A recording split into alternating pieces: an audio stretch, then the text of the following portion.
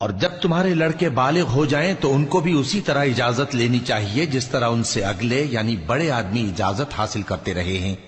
اس طرح اللہ تم سے اپنی آیتیں کھول کھول کر بیان فرماتا ہے، اور اللہ جاننے والا ہے، حکمت والا ہے۔ اور بڑی عمر کی عورتیں جن کو نکاح کی توقع نہیں رہی اور وہ زائد کپڑے اتار کر سر ننگا کر لیا کریں تو ان پر کچھ گناہ نہیں، بشرطے کہ اپنی زینت کی چیزیں نہ ظاہر کریں،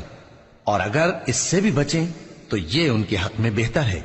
اور اللہ سنتا ہے، جانتا ہے۔ نہ تو اندھے پر کچھ گناہ ہے اور نہ لنگڑے پر اور نہ بیمار پر اور نہ خود تم پر کہ اپنے گھروں سے کھانا کھاؤ، یا اپنے باپ دادا کے گھروں سے، یا اپنی ماؤں کے گھروں سے، یا بھائیوں کے گھروں سے، یا اپنی بہنوں کے گھروں سے، یا اپنے چچاؤں کے گھروں سے، یا اپنی پھوپھیوں کے گھروں سے، یا اپنے ماموؤں کے گھروں سے، یا اپنی خالاؤں کے گھروں سے، یا اس گھر سے جس کی کنجیاں تمہارے ہاتھ میں ہوں، یا اپنے دوستوں کے گھروں سے۔ اور اس کا بھی تم پر کچھ گناہ نہیں کہ سب مل کر کھانا کھاؤ یا جدا جدا۔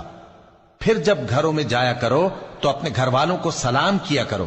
یہ اللہ کی طرف سے مبارک اور پاکیزہ تحفہ ہے۔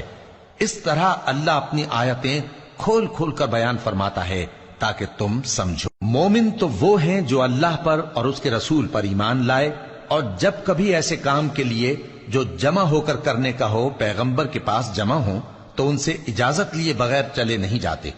اے پیغمبر، جو لوگ تم سے اجازت حاصل کرتے ہیں وہی اللہ پر اور اس کے رسول پر ایمان رکھتے ہیں،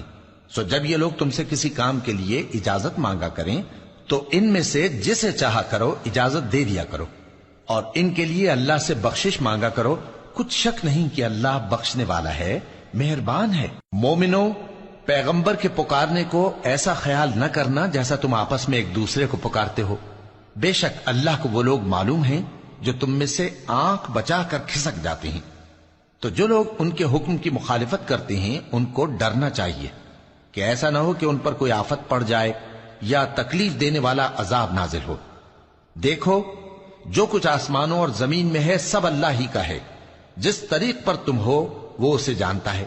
اور جس روز لوگ اس کی طرف لوٹائے جائیں گے تو جو عمل وہ کرتے رہے